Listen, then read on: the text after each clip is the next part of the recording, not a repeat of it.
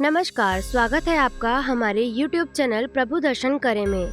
9 मार्च विजय एकादशी। बड़ा मंगलवार, इन 4 बातों का ध्यान रखें। इतना आएगा पैसा कि आप संभाल नहीं पाएंगे। आज रात सोने से पहले जरूर सुने हनुमान जी के ये 4 गुप्त रहस्य।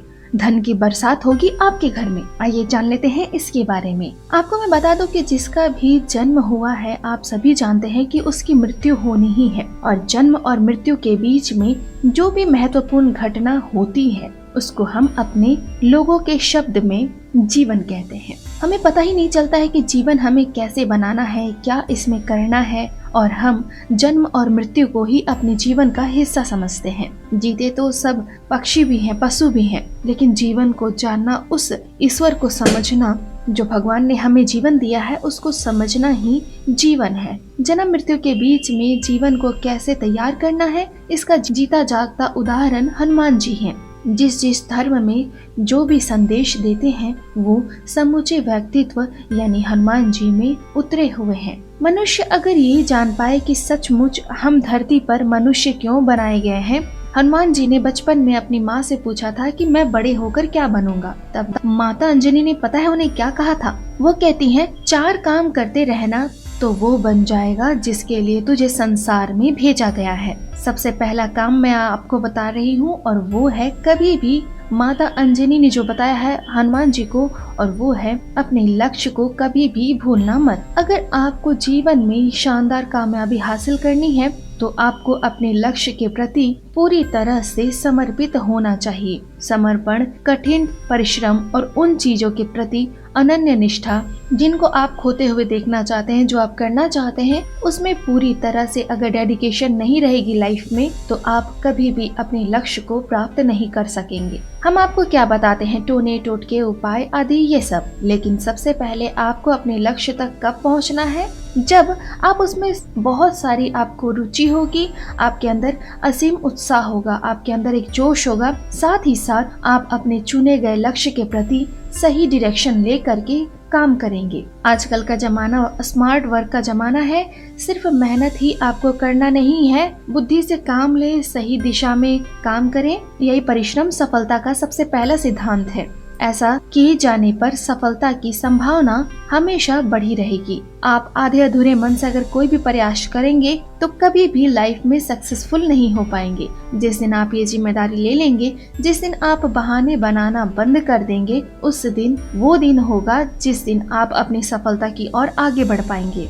उत्साह और संकल्प ऐसे स्रोत है ऊर्जा की, जिसके बिना कितने भी आपके अंदर प्रतिभा हो, कितना भी स्मार्टनेस आपके अंदर हो, क्वालिटीज हो आपके अंदर, आप कितने भी एजुकेटेड हो, आपको कितनी भी इंफॉर्मेशन या नॉलेज हो, वो सब बेकार हो जाती है अगर आप प्रॉपर डायरेक्शन में अपने लक्ष्य के प्रति पूरी तरह से समर्पित होकर काम नहीं करेंगे। तो अगर आप पूरी तरह से समर्पित रहेंगे, तो साधन अपने आप जुड़ते हैं। आप देखेंगे, God helps those who help himself. आपने ये सुना होगा, ध्यान रखें। माता अंजनी भी यही कहती हैं कि अपने लक्ष्य को कभी मत भूलना, पूरे समर्पण से ये काम आप करते रहना। माता अंजनी ने 4 चीजें बताई थी। पहला ये कि लक्ष्य को कभी मत भूलना, दूसरी है समय का सदुपयोग करना। ये तो हम बचपन से सुनते हैं, लेकिन ये आश्चर्य की बात है कि माता अंजनी ने भी हनुमान जी को यही सिखाया कि बीता समय कभी भी लौट कर नहीं आता है। ये दुख की बात है कि आज भी कई लोग समय का दुरुपयोग करते हैं। सवेरे 8 बजे नींद खुल भी जाएगी तो भी आधा 1 घंटा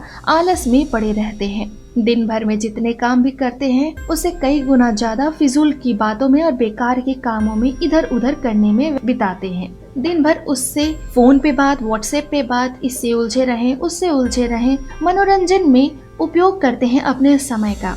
प्रत्येक कार्य को निश्चित समय पर पूरा करना चाहिए। सबसे पहले आपका जो फोकस है, आपका जो, अगर सोच लीजिए आप स्टूडेंट है, तो सबसे पहले आपको उस दिन का आपको देखना है कि आप उस दिन आपका फर्स्ट प्रायोरिटी क्या है। अपनी फर्स्ट प्रायोरिटी को सेट करके अपने काम को कीजिए। जैसे आपकी फर्स्ट प्रायोरिटी आपकी पढ़ाई, या फिर आपकी बिजनेस, या फिर आपकी नौकरी, या फिर आपका कोई काम, सबसे पहले काम करें। फैमिली भी आपकी तभी इज्जत करेगी जब आप काम करेंगे। तो सबसे पहले अपने काम को महत्व दीजिए। सुबह उठ करके, जैसा मैंने बताया कि 4 चीजें आपको करनी चाहिए। आपको कर लेना चाहिए। छठा चीज आपका ये होना चाहिए कि अब आप अपने काम को करेंगे। आज जो आपका प्रायोरिटी है उसको करना है आपको, और उस पे अपना प्रॉपर समय देना है। इसके बाद शाम होते होते तक सारे काम खत्म हो जाते हैं। इसके बाद आपके परिवार का नंबर आता है। तो सबसे पहले अपने समय का विभाजन करें, प्रॉपर तरीके से व्यायाम करना, अध्ययन करना, अपने बिजनेस को या पढ़ाई करना या समाज सेवा के लिए भी आप समय निकालिए, परिवार के लिए, सत्संग के लिए, मनोरंजन के लिए। हर चीज का अगर आप समय विभाजित कर लेंगे तो आपका जीवन बहुत ही सरल हो जाएगा। इससे ना तो आपको काम भी बोझ लगेगा और ना ये टेंशन रहेगी कि अब कौन सा काम करना है, ये सोचने में आपका टाइम नष्ट होगा। तो ये माता अंजनी का दूसरा कड़ी है जो मैंने आपको बताया कि समय का सदुपयोग करना। माता अंजनी ने जो तीसरी चीज हनुमान जी को बताई थी वो ये है कि ऊर्जा का दुरुपयोग मत करना। ऊर्जा मतलब क्या? शक्ति। हमारे पास शक्ति कैसी आती है? किसी भी चीज के लिए शक्ति चाहिए होती है। शक्ति के रूप में लक्ष्मी, धन, पुस्तक बनाइए, बम बनाइए, कृषि के लिए औजार बनाइए, अस्त्र शस्त्र बनाइए, अंतरिक्ष में जाइए, मन हो तो यज्ञ कीजिए, दान कीजिए, परिवार पालिए। ये सब शक्ति से होता है। शक्ति से धन उत्पन्न होता है और धन की शक्ति से नाना विविध कार्य संपन्न होता है। अनादि काल से शक्ति पूजा चल रही है। शक्ति के बिना कोई काम नहीं होती है। लोक प्रलोक दोनों जगह शक्ति चाहिए। ज्ञान के लिए भी शक्ति चाहिए, विज्ञान के लिए भी शक्ति चाहिए।